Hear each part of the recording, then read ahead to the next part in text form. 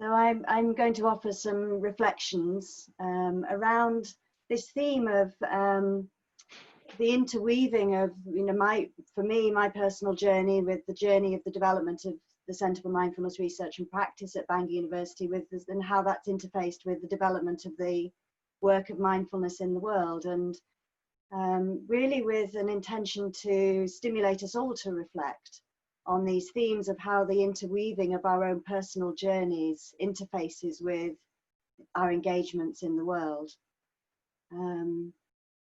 And to, in a way, I guess my intention is to sort of spark some sort of curiosity around, how we do engage, and the intentionality we have around the choices we make. And so in a way, I sort of using the space to collectively step back and take stock. Where am I? Where are we? And I'll offer some markers from my perspective, some threads of my own personal journey, and some threads around the journey of the developing the Centre for Mindfulness, and some threads around the wider journey. And then we'll have some space in small groups and I'll offer you some particular reflection questions, and invite, if you choose to, and it's very much an invitation, but if you choose to some space in smaller groups, just to reflect on those themes collectively together. And then we'll come back and we'll have some space to dialogue together around what's been evoked through this. But let's begin by just dropping in together. Let's land into practice together for a few minutes.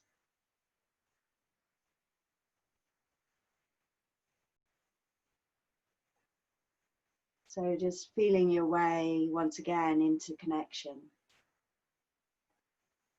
with the ground that you're sitting on.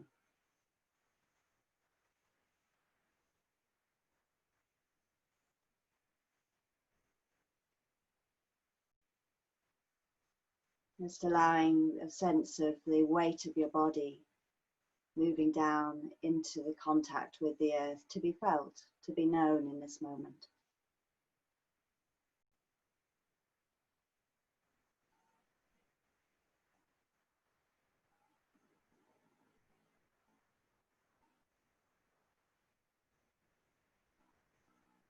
And spreading your awareness through the body, just tuning in to a wider sense of what's here in this body-mind just now. The flux of sensations in the body, the emotions that may be present, the thoughts moving through the mind space, mind state, body state. With a sense of really just meeting your experience as it is, just acknowledging how things are just now.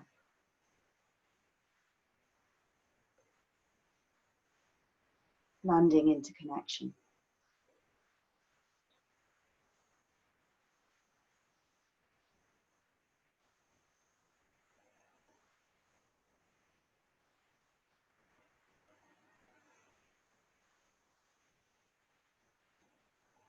And supporting yourself to land into connection more deeply in this moment by just finding an anchor place, just tuning into a particular place in the body that offers an anchor in this moment. So maybe the breath, or maybe this sense of contact with ground.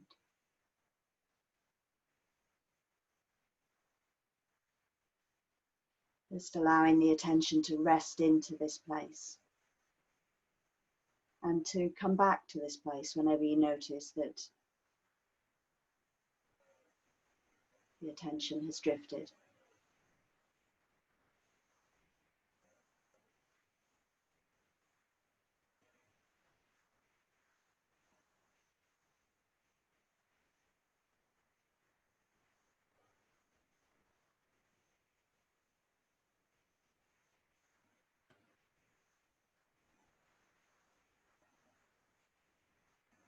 Connecting and reconnecting.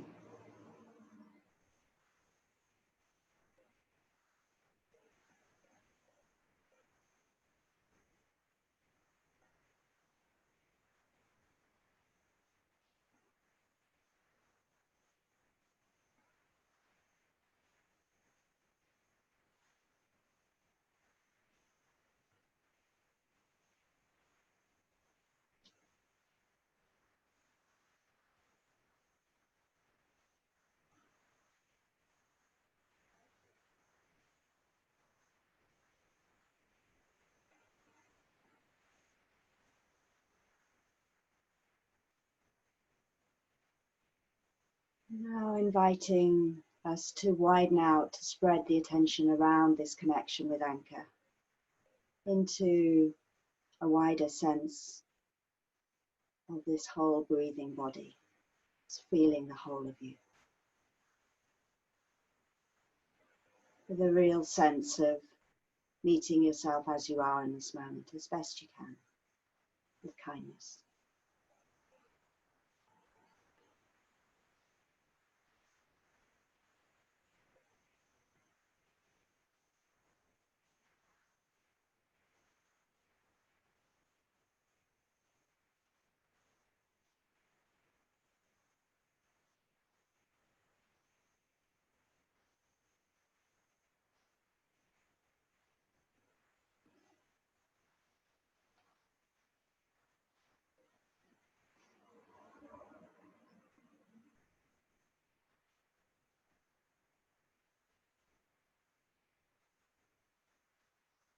And gently now widening the awareness into a sense of the space that you're in, feeling the physicality of what's surrounding your body, the air, your clothes, the ground,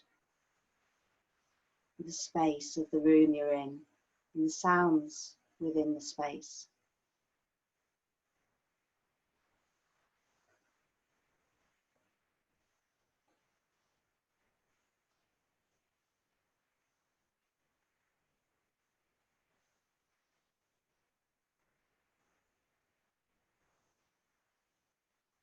And gently widening the awareness further, so opening out into a sense of knowing the presence of each other. Whether your eyes are closed or open in this moment, just feeling your way into connection with this community. And maybe if you choose to, opening your eyes and connecting with the screen and including this virtual circle that spans a wide geography. Canada, Brazil, Argentina, Spain, America, Lebanon, and more. So breathing together, all of us.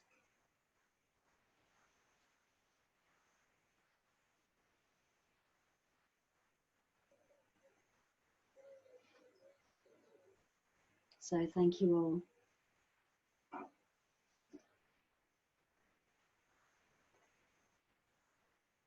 So I'll begin with the sort of close in, more personal part of this. So I've always really felt that the sort of sense of sort of concentric circles of influence of the close in personal with the sort of organizational vehicle for the work and then into the wider work of mindfulness in the world, that they're incredibly interconnected and each has its own dynamic.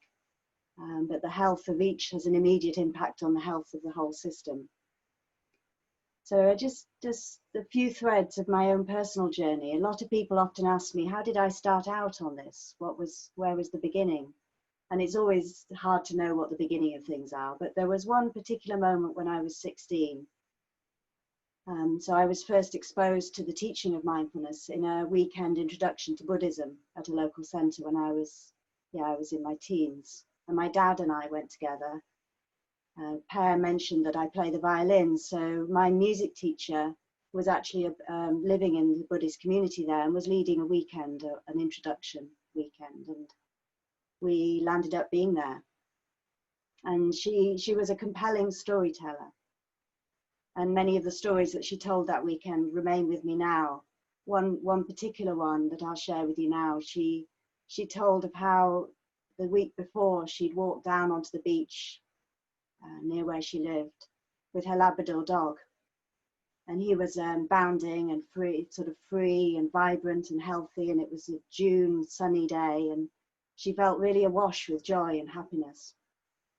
And then the dog caught his leg on a large piece of glass that had been left on the beach, and it was a deep gash that cut through his leg, and there was a lot of blood, and the beauty of the moment turned in a just a whisker to anguish and anxiety and worry and a very stressful and expensive visit to the vets.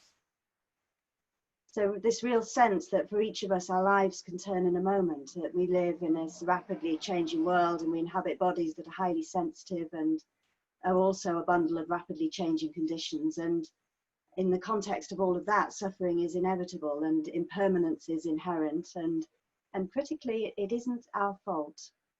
And that last piece was particularly potent for the 16-year-old version of me to hear. So it isn't my fault that things are not as we want them to be. So I am highly conditioned to work hard to make good things happen. With a pretty strong streak of striving and perfectionism in there, and strong streaks of anxiety about how I'm doing and how others are seeing me, and a sense of shame for not being the person I thought I should be. And in many ways, really, really extraordinary that I'm okay with public talking now. The key reason for not pursuing a music career was that I was terrified of concerts. So the impact of the insights we have along the way never leave us. And that weekend was a particular pivot point.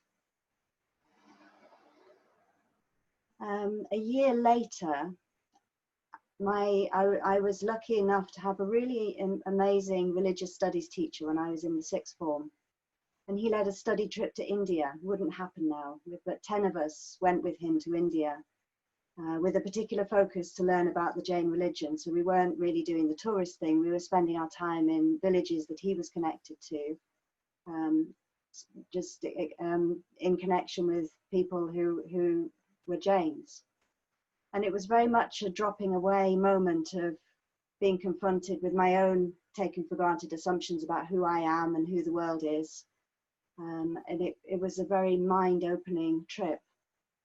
And it gave me confidence to break out on my own. So the following year, when I was 18, I spent a year in India, and a significant part of it volunteering in local health service and living with a Jain family I'd met there. And they taught me a lot just by being who they were. They very much lived a life of service. And I discovered how this sense of a deep connection to our own inner experience and a clear sense of values can really lead to joyful, and they really were joyful, engagement in work that matters in the world.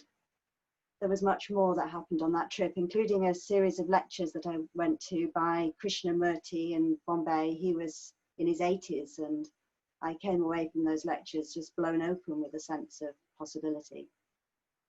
So I came home ripe and keen to keep exploring, but not really clear, where this was all going. I trained as an occupational therapist in Oxford, and OT drew me because it's a very pragmatic way of looking at how humans function and the psychological and physical factors that interrupt how we function and how we can skillfully work with these. And I was pretty short of money after that trip to India, and I took up a cleaning job in my first term. And in another piece of serendipity, I ended up cleaning the house of one of the religious studies faculty. And they had a Thai Buddhist monk staying with them. So he'd just recently arrived to start a PhD. So ironically, if you want to study Pali texts, you have to go to the Bodleian Library in Oxford. So he had to come from Thailand to Oxford to do this PhD. And I blurted out to him that I was keen to learn to meditate, and he offered to teach me.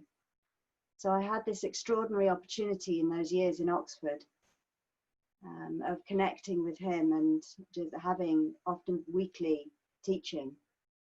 And then when I graduated, he gave me an introduction to his root temple. I went out to Thailand for a few months. There was a women's community there, and I spent some time just living in that community and practicing with them there, and some periods away on more intense retreat practice in Chiang Mai.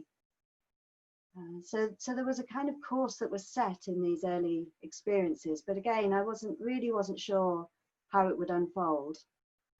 And I took up a role as an OT first in Leeds and in other parts of Yorkshire and Wakefield, and then I moved over to North Wales to be with my partner, and was working there when Mark Williams connected with mental health teams locally, because he was conducting this work on the potential relevance of mindfulness for people with recurrent depression.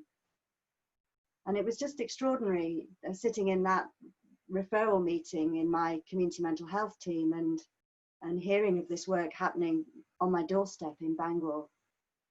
So explicitly drawing together my personal passions with the work I was doing in the world. It was really like a coming home. So Mark was and continues to be a key influence in my life, and I'll be forever grateful that he got behind me, supporting me to train at UMass and then to take on the leadership of CMRP and offering mentoring along the way. So the connections with UMass were very significant, and through that I also came into connection with inspiring female mentors and teachers and friends, so Ferris Urbanowski and Pamela Erdman and Melissa Blacker particularly. So there's a bit of a thread here that, you know, the mindfulness world is predominantly female. Happily, you know, it's not only female, but as is the way of the world, the leaders of centres are predominantly male. And I deeply appreciate my male colleagues. But it has been important for me to find female peers. And I continue to engage in peer supervision. So I do regular supervision with 3 other female colleagues who are in leadership positions internationally in the mindfulness world. So there's been some ongoing threads of personal development that defined my journey. So finding my feet as an academic has been a whole journey. Discovering how to stand in my own shoes as a leader has been a whole journey. And being a female leader in a context where my bosses have always been male, and it's a very male environment at the university. And then alongside all of that, being a mother of 3 children. So in all of those places, my journey has included threads of doubt and confidence, threads of fear and courage and shame and vulnerability, and a sort of simultaneous impulse to engage in the world and an impulse to hide away from the world. So there's so much more, but these are just a few threads. Many of you may have heard that earlier this year I was diagnosed with Parkinson's disease. So this is a very current sort of forefront theme of living with a neurodegenerative condition and working with symptoms of body tremor and muscle pain. So this is really at the forefront of my life and practice now, particularly asking me to navigate the balance between taking in, you know, the truth of this, and it is quite recent, it's only been a few months. So like how it is to take that in, but also how it is also to be proactive in engaging to optimize my well-being, and that sort of balance between acceptance and being proactive. So there's so much more I could say around this and around many of these themes, but I was just sort of really wanting to touch into a few threads. And I want to turn now to the development of CMRP, but before I do that, I'd like to share a poem that for me really speaks about this very close-in connection with our own personal journey and how that's the ground for the work we do. So this is a David White poem that many of you may know. It's called Start Close In.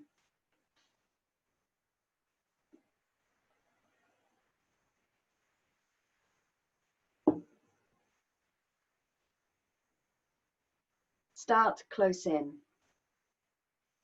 Don't take the second step or the third. Start with the first thing, close in.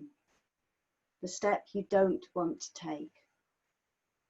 Start with the ground you know, the pale ground beneath your feet, your own way of starting the conversation. Start with your own question. Give up on other people's questions. Don't let them smother something simple. To find another's voice, follow your own voice and wait until that voice becomes a private ear listening to another. Start right now. Take a small step you can call your own. Don't follow someone else's heroics. Be humble and focused. Start close in. Don't mistake that other for your own. Start close in. Don't take the second step or the third. Start with the first thing close in, the step you don't want to take.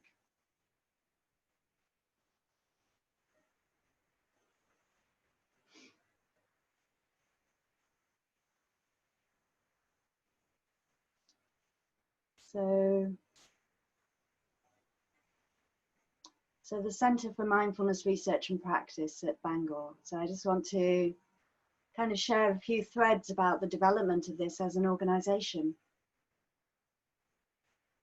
So from the beginning, our core mission was very much about practically enacting the work of MBCT and MBSR within our mainstream institutions. So the work of mainstreaming, and it's complex and delicate work, finding this balance between honouring the integrity of the work alongside the pragmatics of mainstream institutions. So John had a very clear and inspiring and compelling vision with MBSR, and the early evidence for both MBCT and MBSR gave a very clear mandate for moving the work into the world. So the question was really a practical one. How do you do that? In our very early years, we had a particular focus on supporting implementation in the NHS, and we widened out from there as the evidence and the interest widened out. And it's really important here, it feels to me, to pause and time travel ourselves back to 2001 when we set out developing CMRP.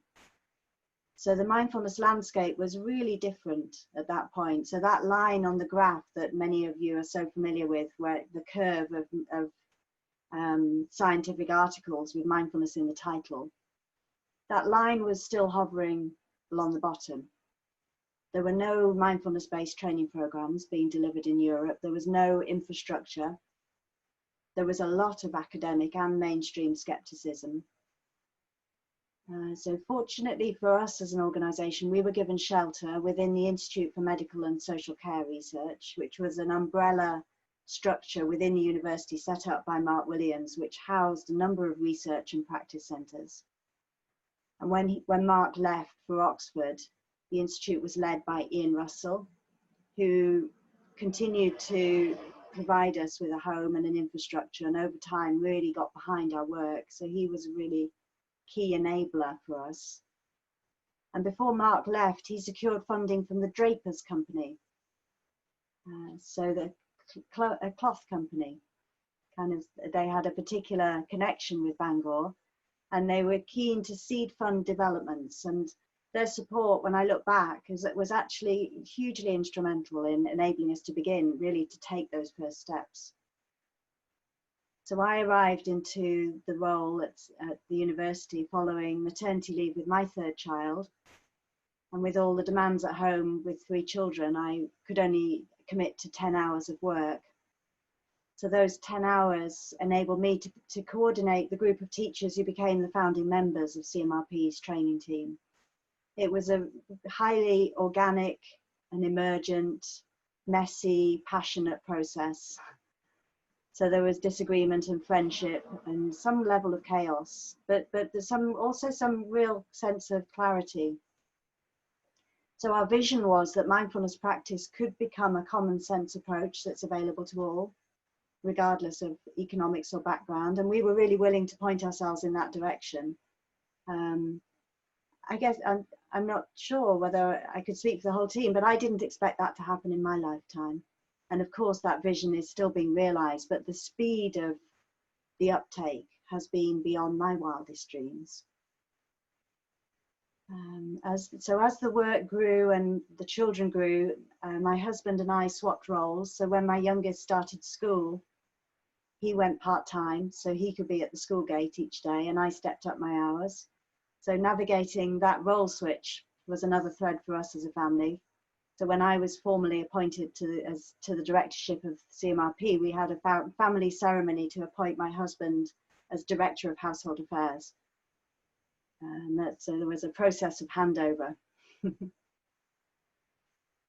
So the development of the master's program was a particular steer for us. It required me to think in a certain way, to think about learning outcomes, teaching methods, what skills and knowledge are we cultivating in trainee mindfulness teachers? How do we know when they've gained them, and what assessment methods are needed for that? So all that sort of process of thinking has been really foundational for our work of putting solid building blocks in place.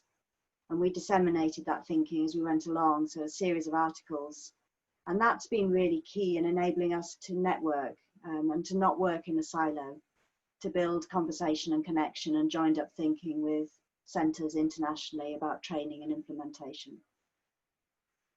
And there was lots of challenges in that period. There was a lot of academic pushback. So I vividly remember the first validation committee meeting where our proposal for the masters was scrutinised by academics from other disciplines. It was pretty fierce and ruthless. We were rejected and we had to resubmit. It was painful, but it did though make us think, and it made us dig deep, and the pushback made us particularly ensure that we were standing on solid theoretical and empirical ground in developing the training work. In 2007, we were restructured. We had to move out of the protection of the Institute into the School of Psychology, and we were given a clear mandate, clear notice from the university that we had to be financially independent within a year. And it was a big step up in all sorts of ways, a time of being more visible within the university and in the world. I'm particularly grateful for the support and guidance that Richard Hastings gave us through that time. He was my PhD supervisor and was instrumental in enabling me to more confidently do this bridging work between the practice and the academic part of our work, and really ultimately not to see these as separate, to see the holistic elements to this. And then I think around 2008, Mark Williams was moving into the next phase of his work in Oxford, and he reached back out to us in Bangor. So he aimed to deliver a two-armed randomized control trial of MBCT, so two-centre trial rather, Bangor-Oxford trial, to investigate its potential for people with suicidal depression. So I was recruited to lead the Bangor team, and my colleague Jodie Mardula was appointed into the CMRP director role for the years while I was engaged on the research trial, and she had her own journey through that time, which she recounts in her new book. So one of the series of talks that is happening in this series that Friends of Bangor has arranged is a book launch for the book that she wrote about her experience of brain hemorrhage and the journey that she had. And it's a really moving book. I really commend that book and that evening to you. So that injection of funding from the Wellcome Trust was another really important milestone for us as a centre. So the research team brought new faces and expertise and energy, enthusiasm into our team space. It was a time of very rapid and creative development. The mindfulness-based interventions teaching assessment criteria, MBI TAC, that I led was a key output from that time. And the CPD programme under Leonard Gold's leadership and the Masters under the leadership of David Shannon were both really stepping up into a different phase. So there was this sense of kind of both expanding but also consolidating. There'd been this really organic development, and the work that was happening was really about bringing it into a clearer, more logical structure. So one of the themes that I really sense when I look back at the development of the centre has been sort of, in a way, the life of the centre within the life of the university and the challenge of that. So we were, in the early years, very much an add-on on the edge of the university, some sort of sense of doing strange things on the margins, whereas now we're much more embedded. And this is an ongoing process, but we're very much faculty now. And overall, I'd say that this direction of travel has been really important in enabling the work of mainstreaming, but there's definitely tensions. So as we become more part of the institution, I do sense the risk of becoming, as it were, institutionalized, of losing the autonomy to enact of the vision that we have. So this really sensing the importance of holding true to the very radical vision that John offered us, and how that could get lost in the movement to blend with existing systems and structures.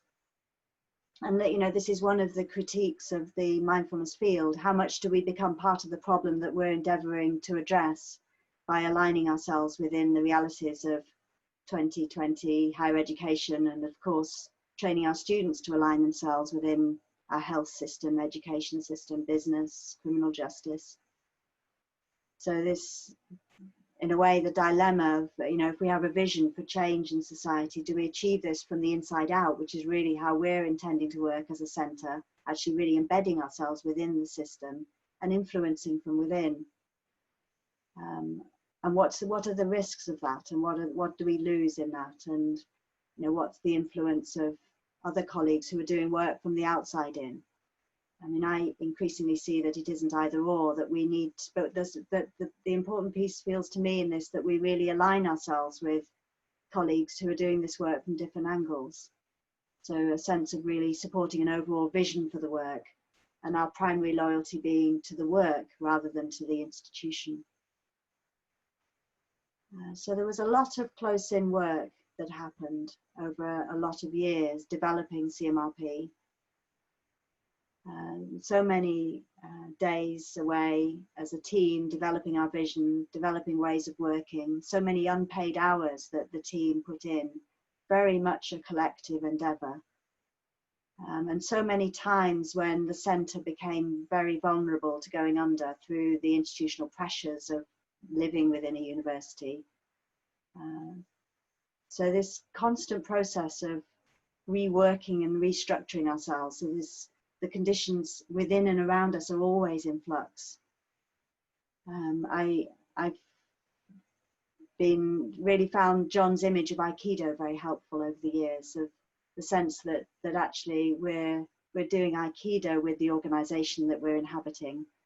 And there's times when it's really important to flow with the dynamics of the organizational structures, and there's times to hold a line and oppose, there's times to duck aside. We had this very recently, a very recent restructuring 2 years ago, when the university was going through a major cost-cutting and restructuring exercise, and we were swept into that. And I don't need to go into the detail, but basically our entire teacher training pathway was really vulnerable to not being able to sustain itself, because the university was narrowing its vision of what was university activity. And in the midst of all of that, we found a way to enter into collaboration with the Mindfulness Network charity. And it was certainly not what we chose at the time, but actually what we're discovering is that the structure of having a university home and a charity home, and the centre spanning these two organisations, actually is a win-win. It enables the academic rigour and the empirical connection, but it also enables us to have a charitable vision and to develop things in whole new ways. So there is a real sense of ongoing journey of developing the centre, and it will be forever. There's always new challenges and new iterations of how we do things that need exploring. And another piece around all of that was that the centre obviously is when we first set out in the very early years, we were the only centre, actually the only centre in Europe. But over the years, colleagues have developed centres and training organisations, and it became really clear that it was important to work collaboratively with each other. And that was important for us as a centre, and it was important for our trainees that there was a sort of ecosystem and a supportive structure for them to enter into.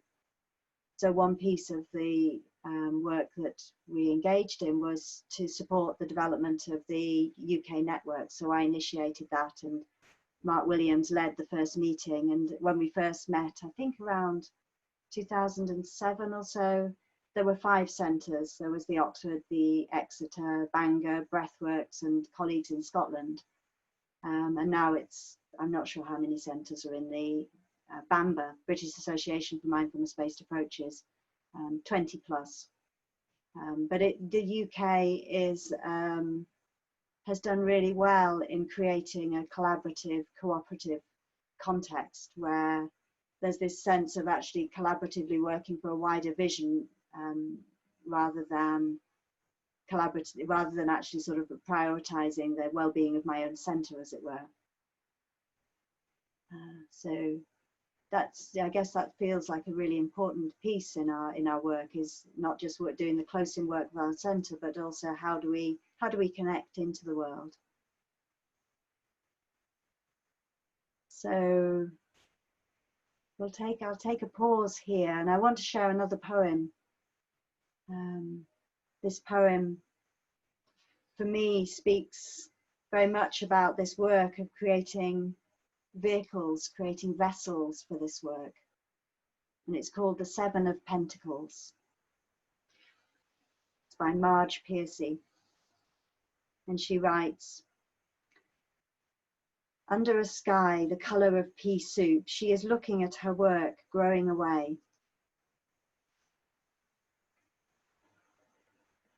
Growing away there actively, thickly like grapevines or pole beans. As things grow in the real world, slowly enough, if you tend them properly. If you mulch, if you water, if you provide birds that eat insects a home and winter food, if the sun shines and you pick off caterpillars, if the praying mantis comes and the ladybugs and the bees, then the plants flourish, but at their own internal clock. Connections are made slowly. Sometimes they grow underground and you cannot always tell by looking what's happening. More than half the tree is spread out in the soil under your feet. Penetrate quietly as the earthworm that blows no trumpet. Fight persistently as the creeper that brings down the tree. Spread like the squash plant that overruns the garden. Gnaw in the dark and use the sun to make sugar.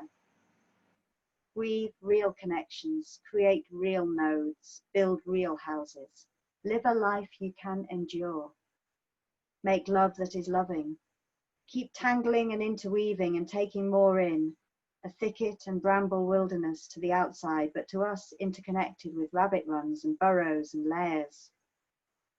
Live as if you really liked yourself, and it may happen. Reach out, keep reaching out, keep bringing in. This is how we're going to live for a long time. Not always, for every gardener knows that after the digging, after the planting, after the long season of tending and growing, the harvest comes.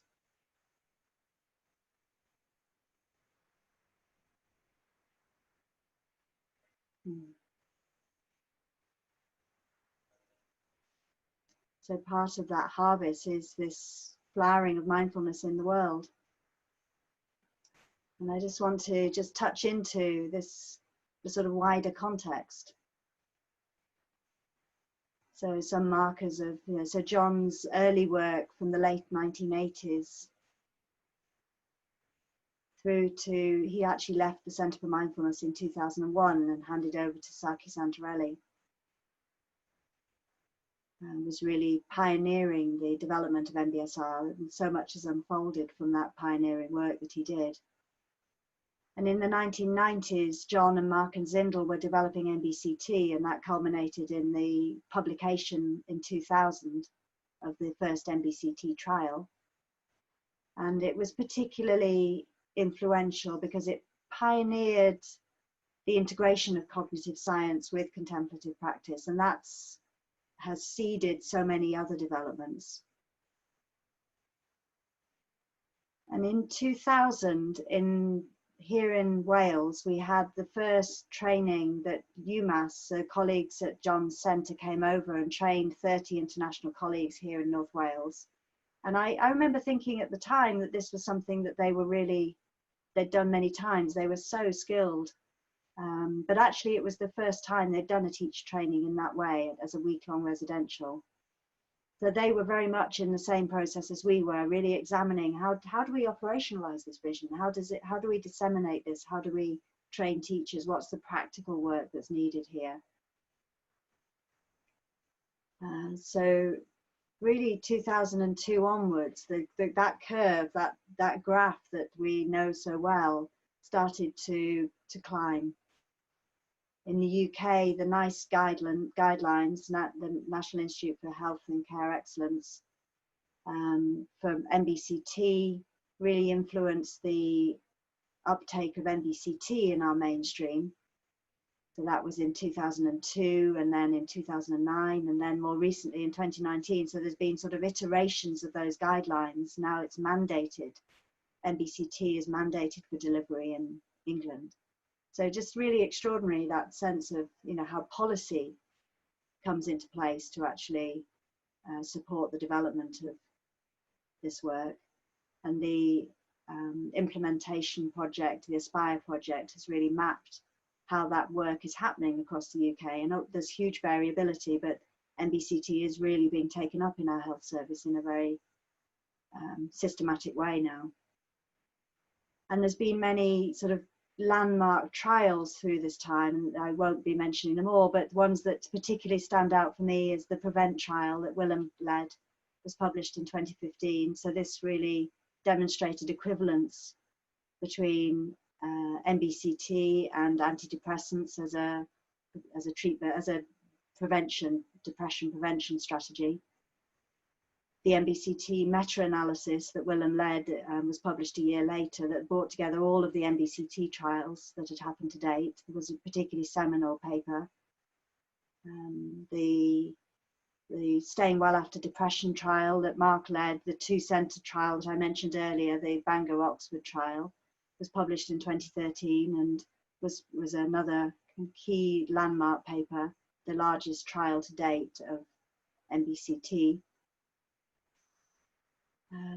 And then the ongoing Oxford Mindfulness Centre schools research has been particularly significant and will be in years to come, I'm sure.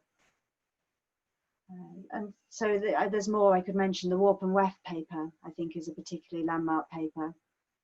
Not a research paper, but it's been an influential paper in just establishing some boundaries around what the integrity of mindfulness-based programs.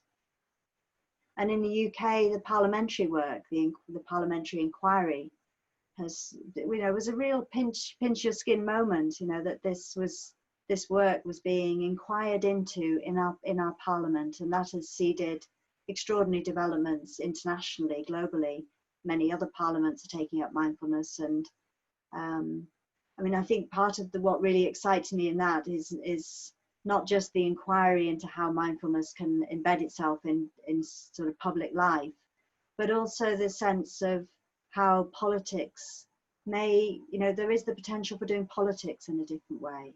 And so the parliamentarians who've engaged in that work really speak very movingly about seeing the opposition as colleagues rather than as opposition.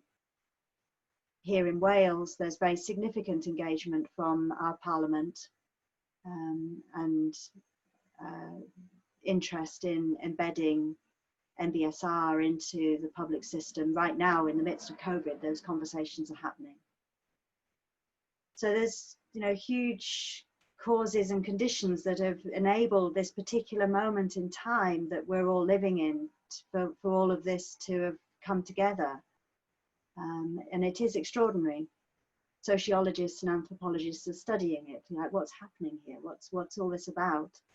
I'm really looking forward to seeing the Mapping Mindfulness project from Cardiff University coming out. So that's a mapping project that Stephen Stanley has led, really examining the development of mindfulness from this perspective of mindfulness teachers in the UK. And that will be really interesting to track how, you know, the process of this. So where are we now, and what themes are current for us in this field? So last November, we had our annual CMRP training team retreat, our meeting. We come together for practice and then reflection together. And there were some really key themes that we were inquiring into, and in particular, this sense of like, what's this moment asking of us? The sort of very strong themes arising around climate change and social justice, and like, what's our part in responding to this? What's our work to do in the context of all of this? So we were asking ourselves the questions of, you know, how do we skillfully ensure that our teaching and training of teachers includes recognition that suffering is caused by internal causes and conditions within us, but it's also caused by the external conditions that we all live in. So these themes that are very live in the mindfulness field internationally of how do we teach in ways that are trauma sensitive all the time, because we know that there will be people in our groups who have experienced trauma, and just really recognizing that it's good teaching to take that into account. How do we widen the inclusion of this work, and how do we diversify? So real recognition that although this work of mainstreaming has really made mindfulness a lot more accessible, the demographics of engagement are still not the demographics of our whole society. And within all of that, there's a lot of interest in adaptations of MBSR and MBCT and other MBPs. And how do we respond to that skillfully as a training organisation, really recognising that it is skillful at times to adapt, and it's also skillful at times to honour the original programmes, and how do we flex around that. We also were exploring issues of power, of really recognising that we're a sort of established training organisation with the weight of the university behind us, and exploring, how can we be sensitive to being a large player in the mindfulness scene, and how to use that power with skill in the service of flourishing of the whole system, and recognizing that we have our own work to do as a center to tune to our own biases as an organization. What are our blind spots? And we did at that time talk about increasing the level of our online delivery, and we set up a working party to develop ways of doing that skillfully. And then, as you will know, the COVID happened and it changed everything, changed the way we work, the priorities, the economics. So everything has been blown apart, and we're kind of settling with like what's happening now, and a real sense that the online delivery is here to stay, and we're as a team, like everybody is, really exploring how do we do this well, how do we teach and train in this environment skillfully and safely, and what opportunities does this present, and what are the costs, what are we losing? And ultimately, when we are able to go back to some in-person contact, what would be the really skillful blend of in-person and online? And sort of really wanting to continue to link in these issues of trauma sensitivity. How do we offer safe spaces online, and how do these other threads of diversity and inclusion, really recognizing that for some actually it's more possible to engage now that it's online, and for others actually it presents a barrier. So yeah, so these are sort of themes that are really current for us, and I guess with this sort of ongoing thread that feels so important to keep alive in all of this is the radical vision for this work is that this is not about how can we feel nicer and how can we, it's not about well-being in many ways. Of course it's about well-being, but it's actually about well-being on a much wider systemic level than on a sort of level of personal well-being. So there's some sense of sort of really radical reorientation that this work is asking of us. It's a paradigm shifting, and as the work continues and becomes more embedded in the mainstream, which is so much what we want, that there is a risk of us losing that vibrant potency of this work. So something really critical about keeping the aliveness of the inquiry, the connection with our own practice, the real sort of honest willingness to look at what are we doing and why are we doing it and how are we doing it. And the COVID crisis is just really underlining the importance of the mind. We know that even before COVID, but by 2030, depression is predicted to overtake heart disease as the highest burden on our health system. And in relation to COVID, a YouGov poll recently pointed out that asking people about their experience of the COVID lockdown, and apparently only 9% of people wanted things to go back to normal. So there is this real sense of the ripeness of this moment. There is a heightened awareness of the mental health crisis that existed before, but has really been fed by the pandemic. And there's a heightened awareness of the injustice of you know, how this pandemic is really affecting people in very unequal ways. And I'm also sensing the opportunity that you know, there's a real demonstration with the pandemic of how actually we can rise to the moment and do things that was previously seen as impossible. And climate change is really asking us to do this. So a real sense of how can we all do things differently in ways that really turn the tide and lay the foundations for generations that will come after us. I really love the Native American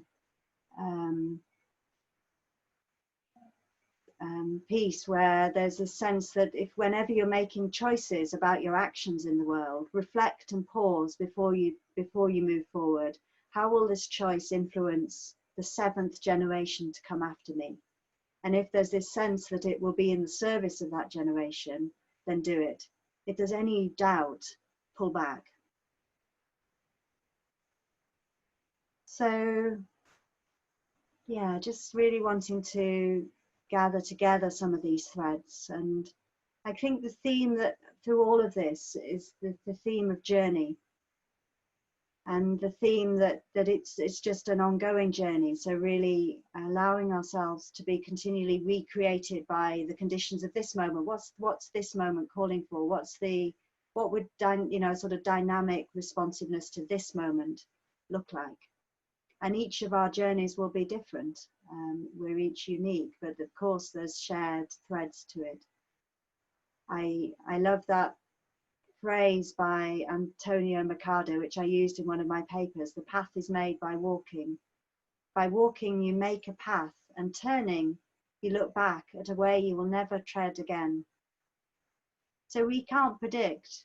We can look back, and I can see the threads of my journey, the threads of the journey of CMRP, the threads of the journey of mindfulness as a wider development in the world. But when we set out in 2001 developing CMRP, we could never have predicted what would happen. But we were clear about the directionality that we were moving in. So that's the piece that I think is really in our gift, is to point ourselves like a compass in the direction of travel that feels wholesome. And I think another theme, another thread in all of this is that the health of the organizations that we're part of is vital. So really investing in that, and that from, you know, over the years, for me, that's been a lot of relationship work, of really building relationships both within and surrounding the organization.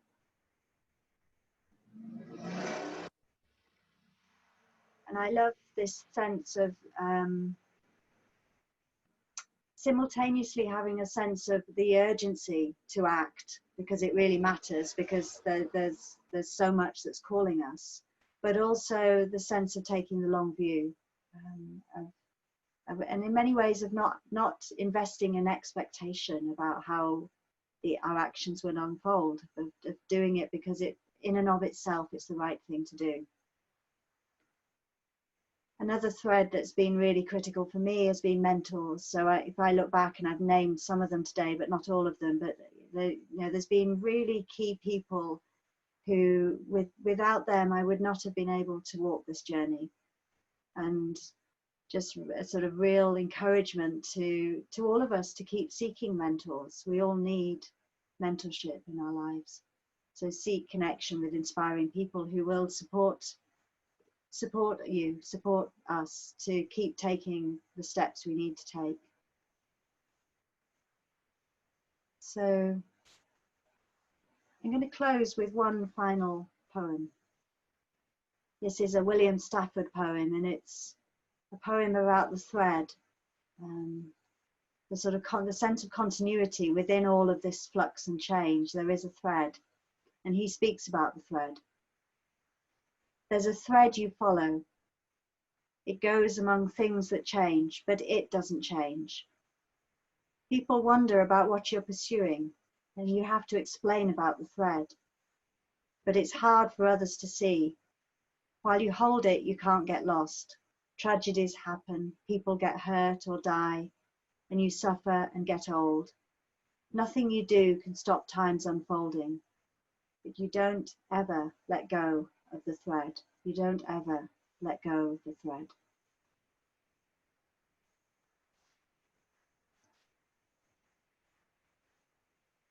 So inviting us all just to take a few moments just to pause and allow any of the words that you connected with to land.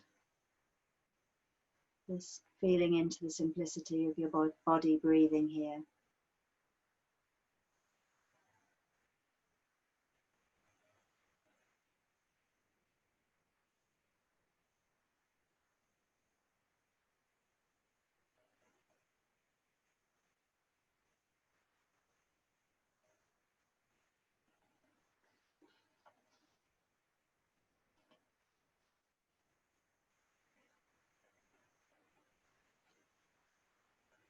So in a few moments, I'm going to invite us actually just to have a stand and a stretch. But just before we do that, I'd just like to orientate us to the breakout groups, which will start in a few moments, in a few minutes. So we'll support you to move into small groups, and really encouraging you to just engage with this in whatever way feels right for you. You may just want to quietly listen, and that would be fine. But if you want to share and have dialogue, then to use this as an opportunity for that. And I'd like to particularly invite reflection around this theme of you know, any threads of what you're noticing about your own personal journey and how that's influenced the choices you've made in the world. So just and this sort of interface between the close in personal and the way we engage in the world is, for me, there's a very live inquiry at the moment in all sorts of ways. And I just want to invite some reflection around that theme, and I'll be more specific when it comes to it. So we'll drop a specific question into the chat for the breakout room, so you don't need to hold in mind what I've just said. Again, say a huge thank you to Becca for being being a real so pleasure. kind. Yeah, thank you all, and thank you to Per and the organising committee. Thank you. Thank you. Thank you, Per. Thank you, Becca. Thank you. Thank you. Thank you, night. Per. Thank you, Rebecca. Thank you. you. Thank you Thank very you, much. everybody. Thank you. Thanks, Becca. Thank you. Thank you. Thank Bye-bye. Thank you, Becca. So much. Thank you, Becca. Go well, Becca. everyone. Thank you so much. Bye-bye. Thank you. Thank you, everybody. Bye-bye. Bye. Bye-bye. Thank you, Rebecca. Bye. Thank you. I'm really welcome. Bye. Bye. Thank you very much. Thank you. Thank you. Lovely. Really lovely. Thank you, Michael. Thank you, Kay. Thank you. Thanks a lot.